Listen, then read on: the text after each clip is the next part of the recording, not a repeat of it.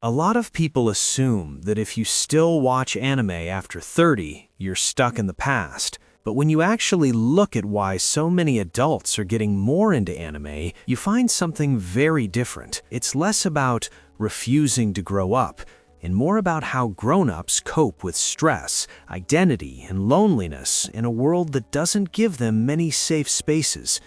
Think about it. For a lot of people now in their 30s or 40s, anime wasn't a phase. It was the background noise of childhood and teenage years. Saturday mornings, burned CDs, badly subbed downloads, watching on a tiny laptop at 2 a.m. when your parents thought you were asleep. When they hit 30, life didn't magically become simpler.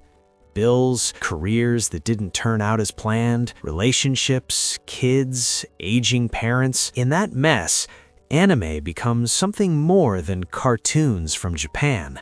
It's a bridge to earlier versions of themselves. Psychologists call this nostalgia regulation, revisiting old media to stabilize who you feel you are when everything around you is shifting. Rewatching a childhood series isn't just about the show, it's about remembering who you were when the biggest problem in your life was whether your favorite character would win that fight. But here's the interesting part.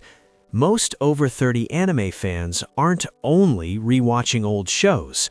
They're watching new series that hit differently at their age. Modern anime leans hard into burnout, depression, found family, meaning and regret, topics that land much harder when you've already lived a little. A teenager might enjoy a story about someone stuck in a soul-crushing job. A 35-year-old who hates their commute feels it in their bones. Psychology research on adults who still love animation suggests something important. Animation is not automatically childish. It's a medium, not a genre. What pulls older viewers in isn't the fact that it's drawn, but that it lets creators push emotions, symbolism, and surreal ideas further than live action, without triggering the same defensive walls. In other words, anime can talk about pain, trauma, and existential dread in a way that feels safer to approach. That safety matters a lot when you're over 30. At that age, you often have people depending on you. You might be a parent, a manager, the responsible one in your family. There aren't many spaces where you're allowed to feel fragile or lost. Anime gives you a kind of emotional sandbox.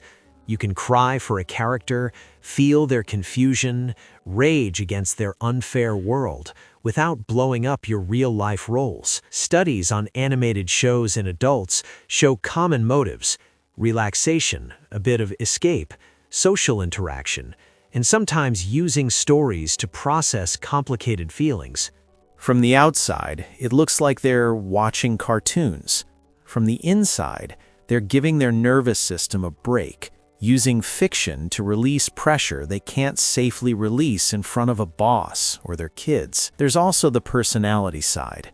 People high in imagination and openness to experience gravitate toward worlds that are stylized, intense, and emotionally rich. Anime fits that perfectly. Dramatic visuals, heightened expressions, entire universes built around one feeling or idea. For some adults, regular TV feels flat. Anime feels like someone finally decided to match the volume of their inner life. And then there's the part no one likes to admit: loneliness. As people move through their 30s, friendships often thin out. People move cities, sink into work, start families. You might still be the same nerd you were at 18, but suddenly your offline world has no one to talk about it with. Anime fandoms step in here. Online communities, Discord servers, Reddit threads, conventions. They create a parallel social life where your hobby isn't cringe, it's the default.